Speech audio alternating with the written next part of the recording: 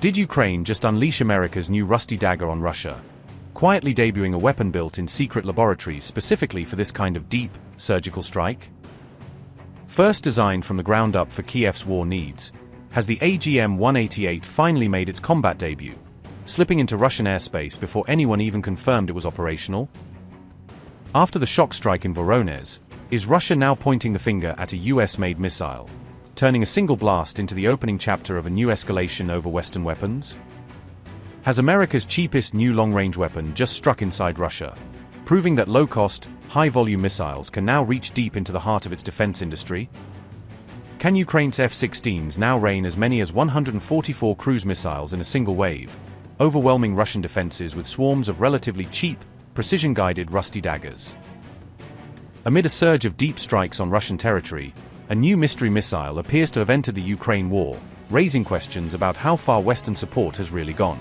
On June 22, Ukraine claimed it had hit a semiconductor plant in Russia's Voronezh region, signaling a deliberate move against the brains of Moscow's weapons programs. A prominent Russian military telegram channel alleged that Ukraine used an AGM-188 Rusty Dagger in the Voronezh attack, naming the weapon before Washington ever did. The reported target was the Sporka semiconductor plant, a key supplier of precision electronics feeding Russia's long-range missile and strike systems.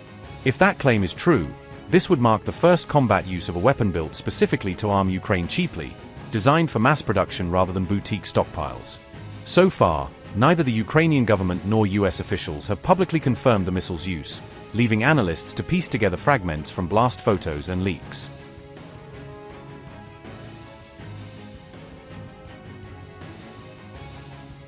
Rusty Dagger was developed under the US Air Force's Extended Range Attack Munition Program, a crash effort to turn cheap components into long-reach firepower.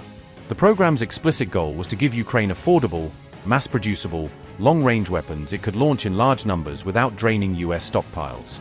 Zone 5 Technologies won the main ERAM contract in March 2025 and led development, racing to field a new class of air-launched standoff weapon in record time. By January 2026, the missile had already undergone live warhead testing at Eglin Air Force Base, proving it could strike real targets rather than just test ranges on screens. Rusty Dagger is an air-launched precision standoff weapon, built to hit from far outside enemy air defenses.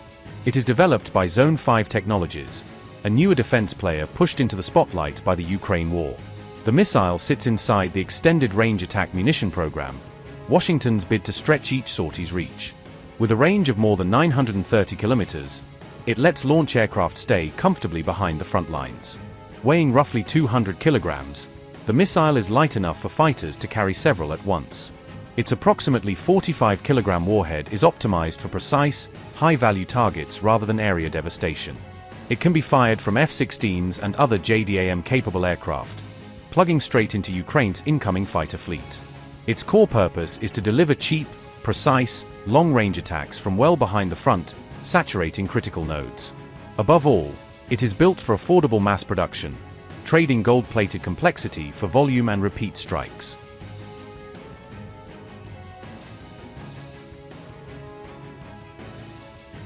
Voronezh lies roughly 500 kilometers from the Ukrainian border, already within range of UK-supplied Storm Shadow missiles and other long-reach systems. Ukraine also fields homegrown cruise missiles and long-range drones capable of reaching that distance, giving it multiple options for deep strikes.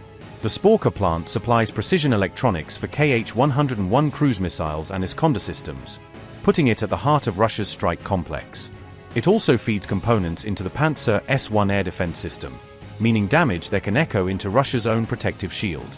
These roles make Sporka a high-value, specialized node, an ideal candidate for precision standoff strike using limited, expensive munitions.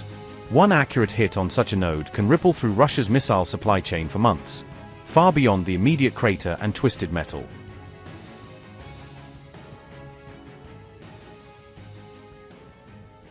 Amid an uptick in Russian strikes on Kiev, Ukraine has suffered a fresh political and military blow, underscoring how external pressure is now being compounded by growing strains with key partners. Poland has suspended the transfer of MiG-29 fighter jets to Ukraine over an unresolved dispute, abruptly pausing a high-profile aid package that Kiev had hoped would boost its aging air fleet. The dispute centers on access to Ukrainian drone technology, with the outlet Militani reporting that Warsaw wants clearer terms on how it can tap into Kiev's hard-won expertise in unmanned systems.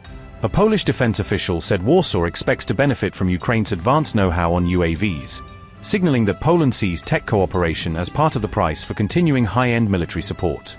Defense Minister Tomasz Tomczyk stated that the fighter jets will be delivered only after the matter is settled, effectively tying the timing of the MiG-29 transfer to agreement on drone technology cooperation. Under the proposed arrangement, Poland could transfer up to 9 MiG-29s to Ukraine in exchange for structured access to Ukrainian drone capabilities, making the jets part of a broader quid pro quo. Notably, Ukraine's president has said Kiev agreed to those terms of cooperation, suggesting that from Ukraine's perspective the conditions are acceptable and that the delay reflects remaining Polish concerns or technicalities. Polish officials are justifying the decision to hand over the aircraft by pointing to the end of operational service life of the MiG-29s, arguing that the jets are nearing retirement in Polish service and can be better used by Ukraine in the interim. The move is expected to form part of a broader NATO effort to strengthen the alliance's eastern flank while supporting Ukraine, with surplus legacy platforms cascading to Kiev as frontline states modernize their own air forces. Poland plans to replace the MiG-29s with modern F-16 Fighting Falcons and South Korean-built KAIF A-5050 fighter aircraft, a transition that will significantly upgrade Warsaw's air capabilities and deepen interoperability with other NATO air forces. Significantly, the suspension of the deal came just days after Poland stripped President Zelensky of a top national honor, a symbolic snub that highlights how wartime solidarity has frayed and how historical and political grievances are now reshaping the relationship.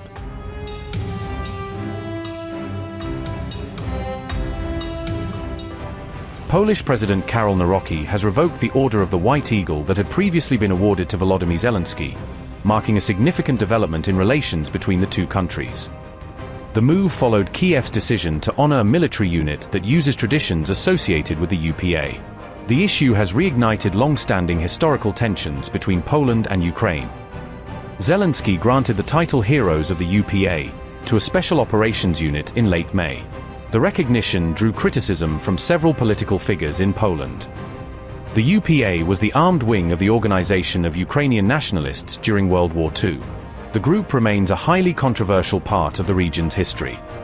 Poland holds the UPA responsible for mass killings of Poles, Jews, and other minorities during the war. These events continue to shape historical debates between the two nations. Nawrocki said that historical truth cannot become a bargaining chip in political relations. He stressed that certain historical issues should not be compromised for diplomatic reasons. The Polish president also said that preserving the memory of the victims remains a moral duty of the Polish state. He described remembrance as a responsibility owed to future generations. Nawrocki stated that at least 100,000 Polish citizens were killed by the UPA. He cited this figure while explaining his opposition to honoring the group. He further described Ukraine's glorification of the organization as insulting and deeply disappointing. According to Nawrocki, such actions undermine efforts to build mutual understanding.